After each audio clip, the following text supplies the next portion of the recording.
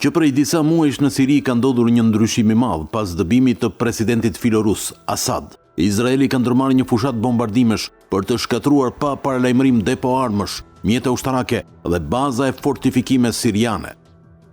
Një luftë e vërtet pa një shpallje zyrtare të gjendjes së luftës, po pse Izraeli e bën këtë?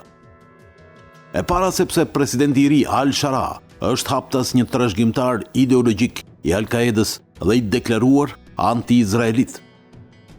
E dyta, tani më Rusia është tërhequr nga ajo zonë sepse gjendet e dobësuar nga lufta në Ukrainë dhe është sot pa mjetet e duhura për të ndërhyrë në skenarin politik dhe ushtarak sirian. E treta, administrata Trump duket sikur nuk e ka mendjen aty dhe kërkon të mbajnë një peshore të barabartë ndërmjet Izraelit dhe Turqisë në lidhje me përplasjen e tyre në shtetin e shkatruar sirian.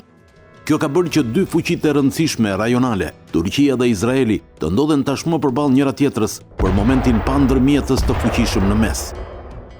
Erdogan dhe Netanyahu janë pra ballë për ballë në Siri, dy lider autoritar dhe që kanë dhënë prova se nuk e njohin moderimin dhe tërheqjen.